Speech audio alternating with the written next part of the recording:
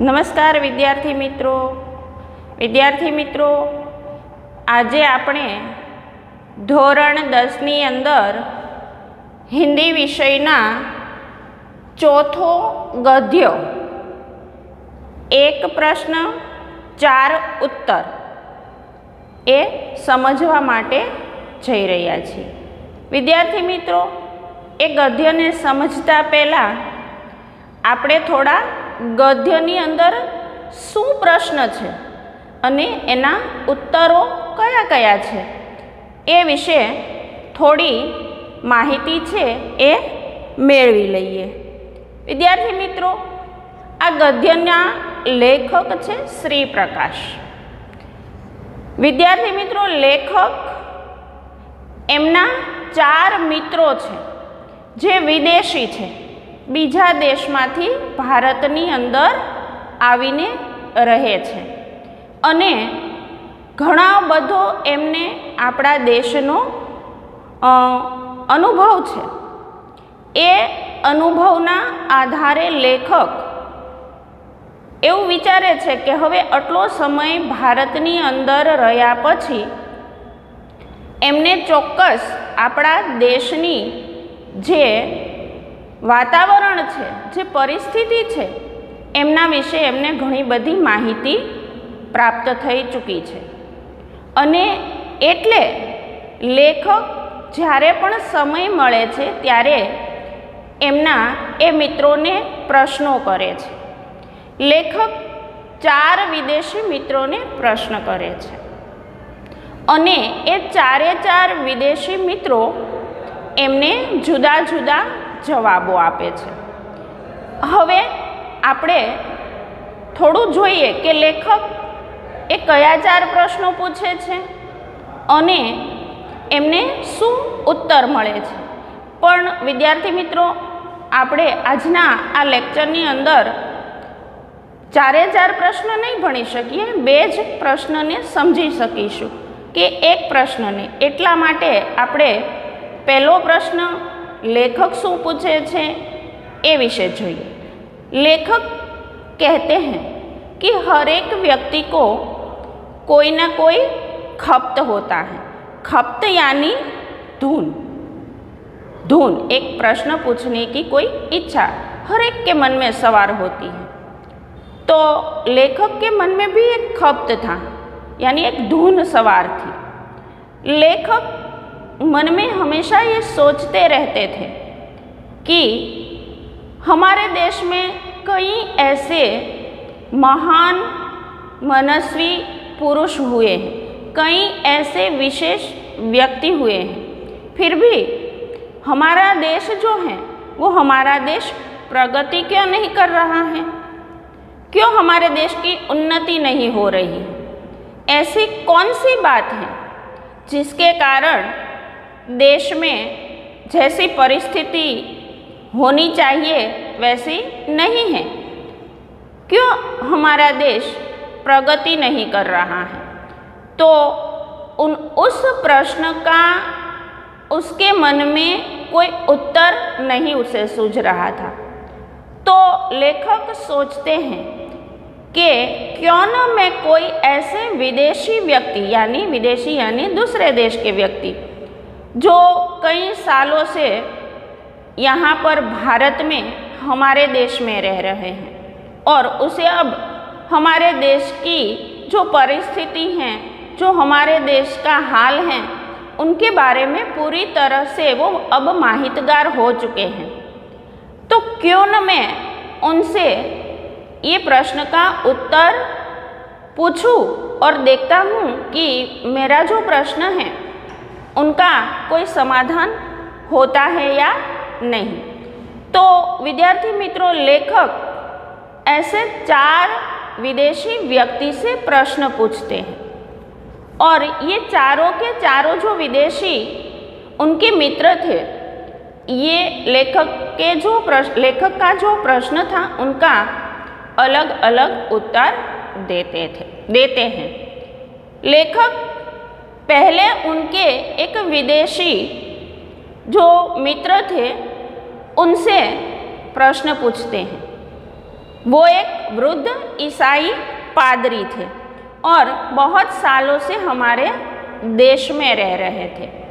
तो लेखक उनसे प्रश्न पूछते हैं कि ऐसा किस लिए है कि हमारे देश में बहुत से महान पुरुष हुए हैं, हमारे देश में बहुत ही विशेष पुरुष हुए हैं, और फिर भी हमारा देश जो है वो उन्नति क्यों नहीं कर रहा है, क्यों हमारे देश में उन्नति नहीं हो रही है।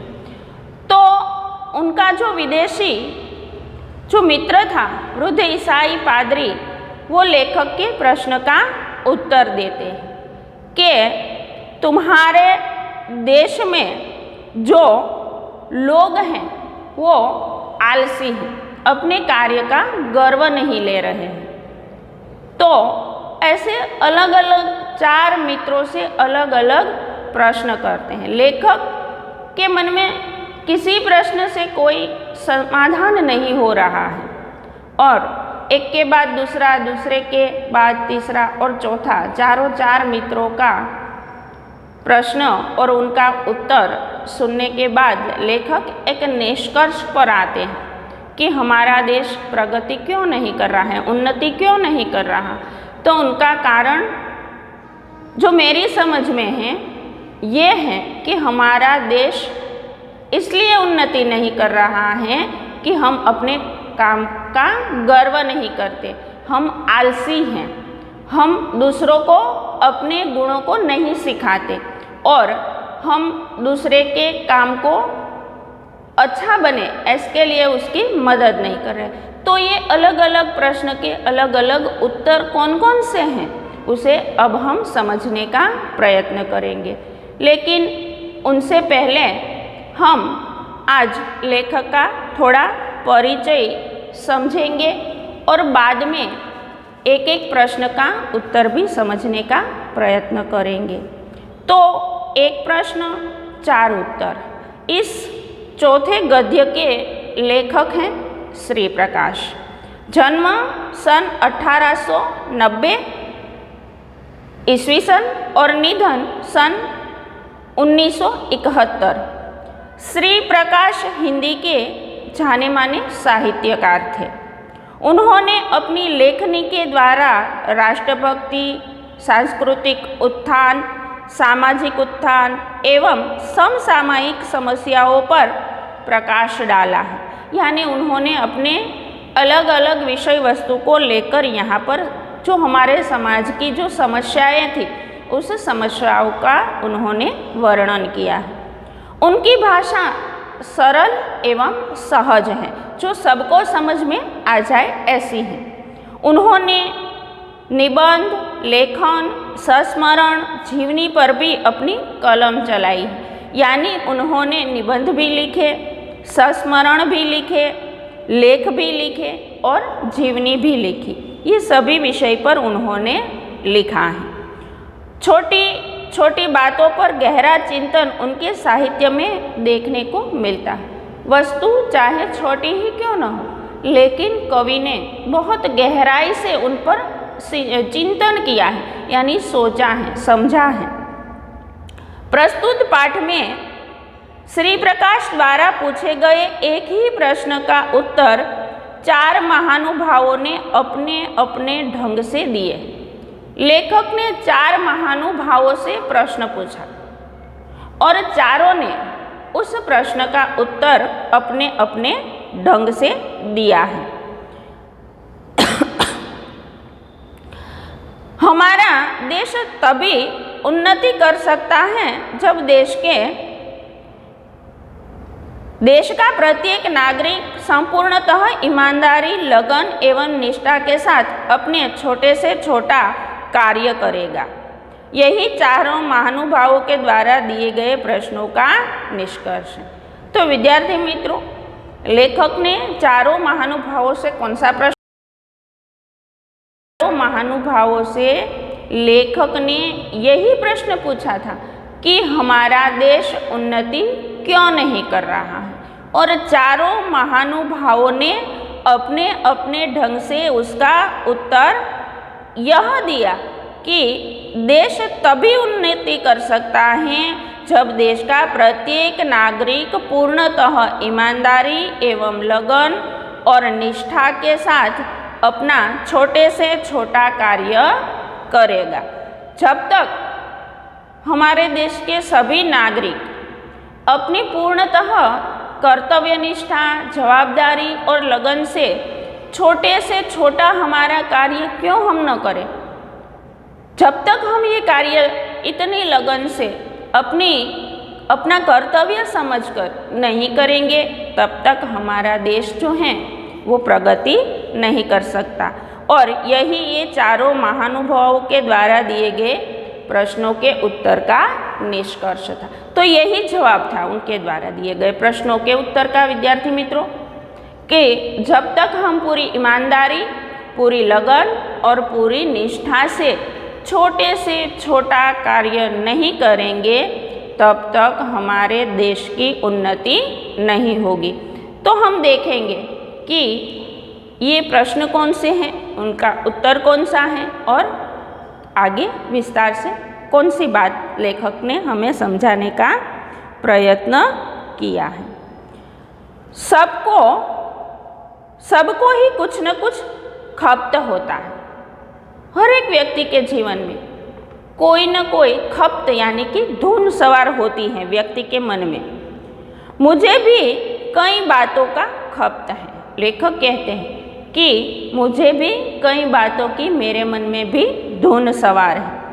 इनमें एक यह कि जब मैं किसी विदेशी से मेरी मित्रता हो जाती है और उन्हें सहृदय पाता हूँ, साथ ही यह समझता हूँ कि हमारे देश में बहुत दिनों से रहने के कारण ये पर्याप्त अनुभव प्राप्त कर चुके हैं, तो उनके किसी सुअवसर पर मैं पूछता हूँ, आप कृपया करके यह बतलावे कि क्या कारण है कि हमारे देश में इतने विशेष पुरुषों के रहते हुए, इतने बड़े बड़े आदमियों के होते हुए भी देश कुछ उन्नति नहीं कर रहा है।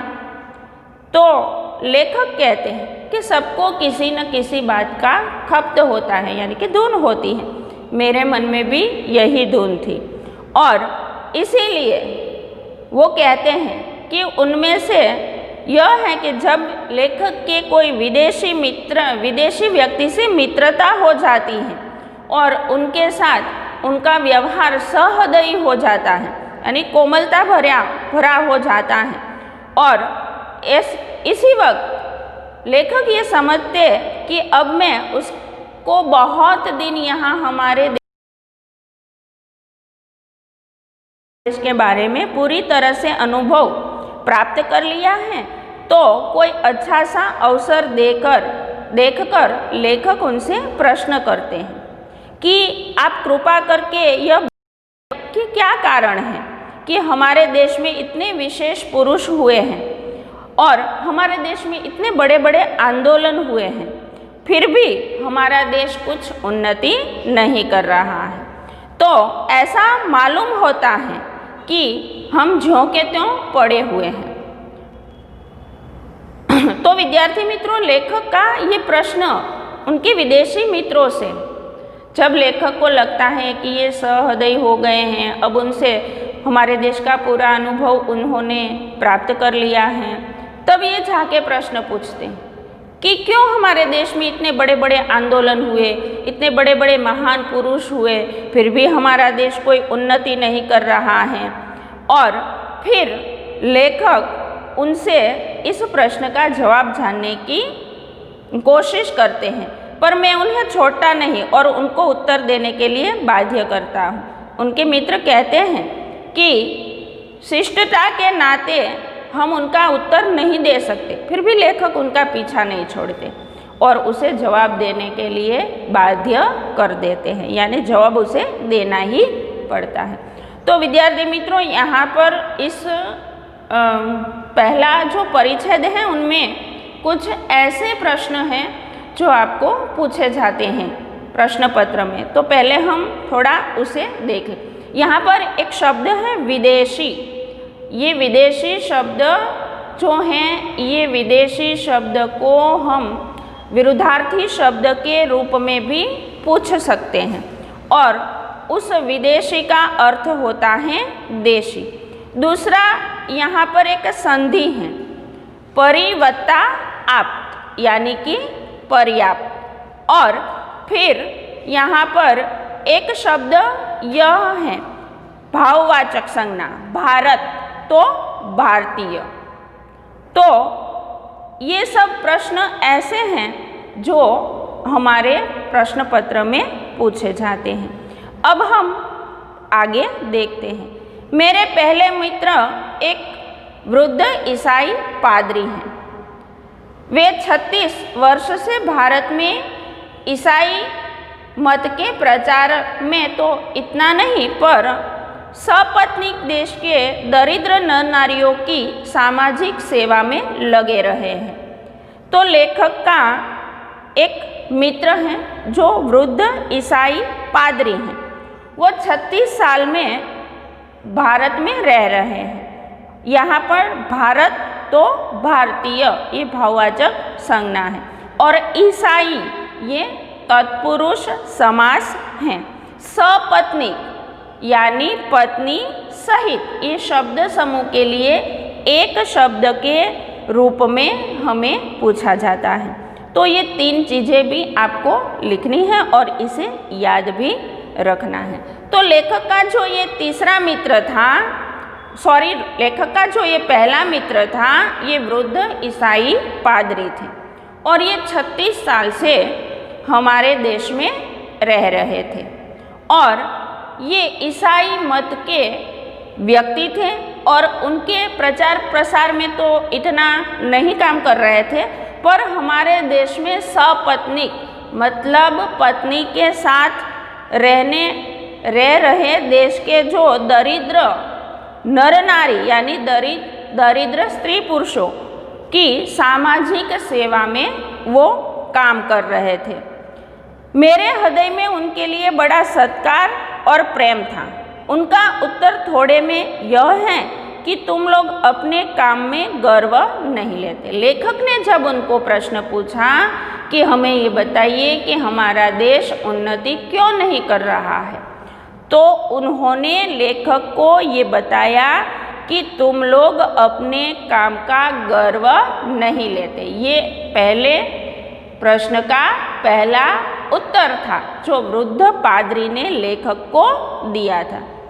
विस्तार से उन्होंने बताया कि यहाँ पर जब किसी को कोई नौकरी चाहिए तो अतिशयोक्तिपूर्ण शब्दों में वह दरखास्त देता है। हमारे देश में अगर किसी व्यक्ति को किसी भी पद के लिए नौकरी चाहिए तो वो बहुत ही विवेकपूर्ण शब्दों में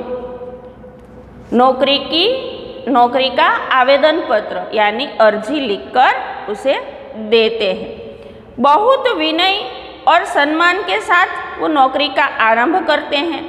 अंत में प्रतिज्ञा करते हैं कि यदि उसे इस नौकरी में स्थान दिया जाएगा तो वह सदा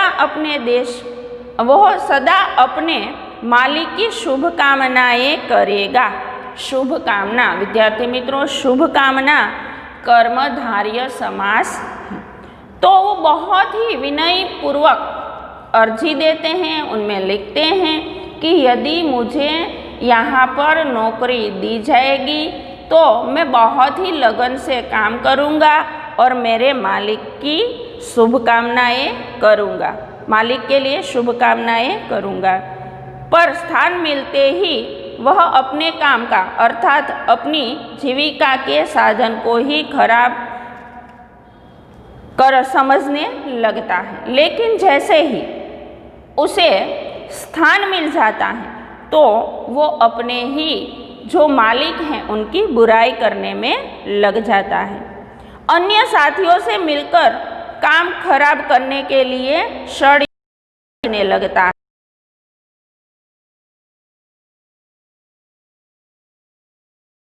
मित्र हैं उसके साथ मालिक से ही उनकी बुराई करने के लिए उनके विरुद्ध षड्यंत्र रचने लगता है और उनको हैरान परेशान कर देता है।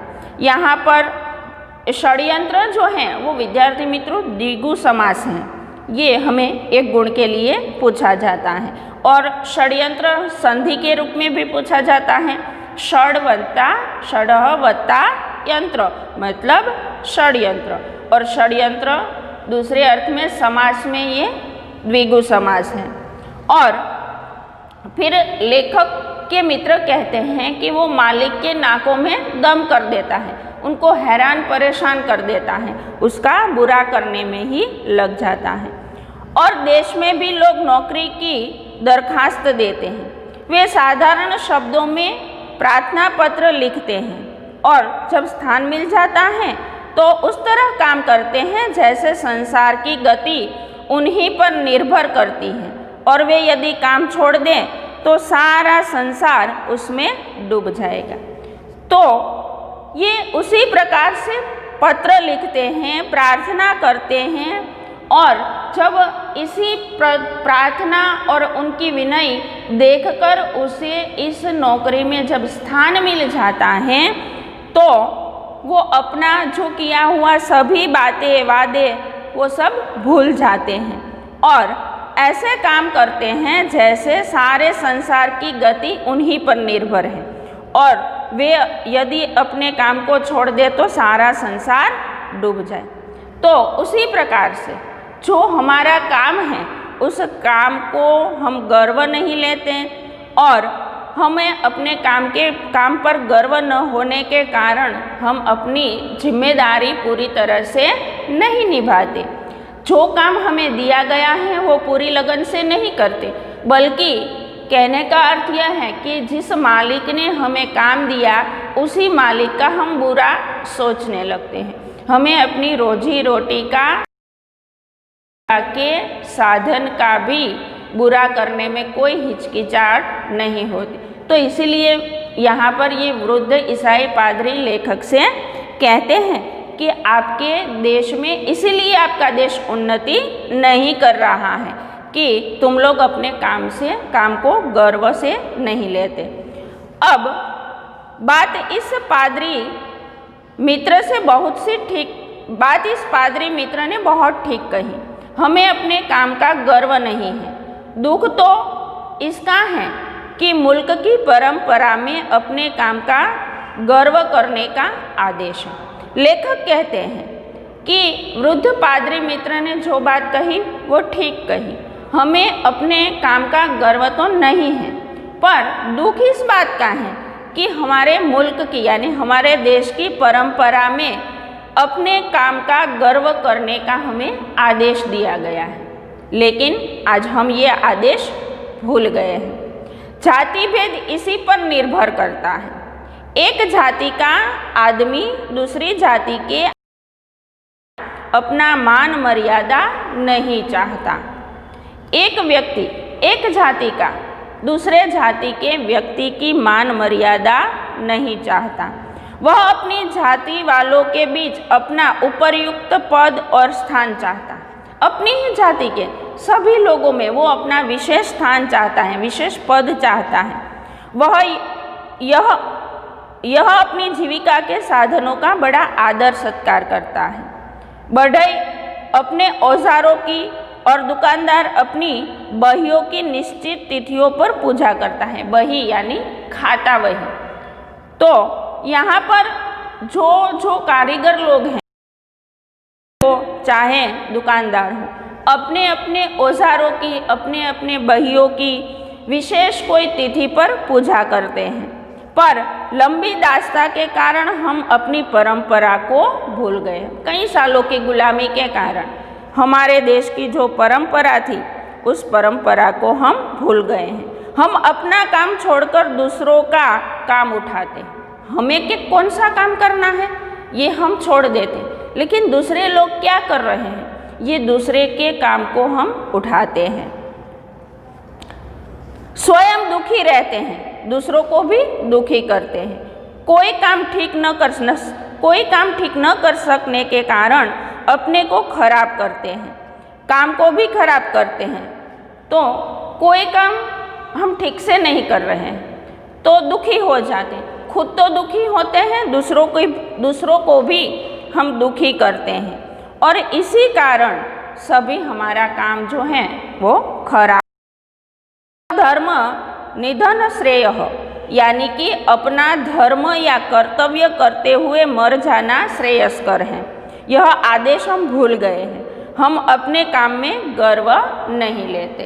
तो हमारा जो मूल आदेश था, जो हमारा मूल उद्देश्य था, उस आदेश को, उस उद्देश्य को हम भूल गए और हम अपने काम में गर्व नहीं लेते हैं। दूसरों की बुराई करने में लगे रहते हैं, दूसरों की प्रगति को देखकर हम दुखी हो जाते हैं और यही सब होने के कारण हम एक दूसरे की निंदा, ईर्ष्या आदि करते रहते हैं और उसी के कारण, इसी बातों में रहने के कारण जो हमें काम मिला है उस काम का हम गर्व नहीं लेते, निष्ठा से नहीं करते, मालिक का बुरा करते हैं और इसी के कारण हमारा देश जितना उन्नति करना चाहिए उतनी उन्नति नहीं कर रहा। तो विद्यार्थी मित्रों, आपने लेखक के पहले व्यक्ति जो ईसाई पादरी हैं उनसे उन्होंने जो प्रश्न पूछा था कि हमारा देश उन्नति क्यों कर रहा है, उनका जवाब समझा। अगले वीडियो में हम दूसरे मित्र से प्रश्न और उत्तर समझेंगे। तो अगले वीडियो में दोबारा मिलेंगे। अस्तु, नमस्कार।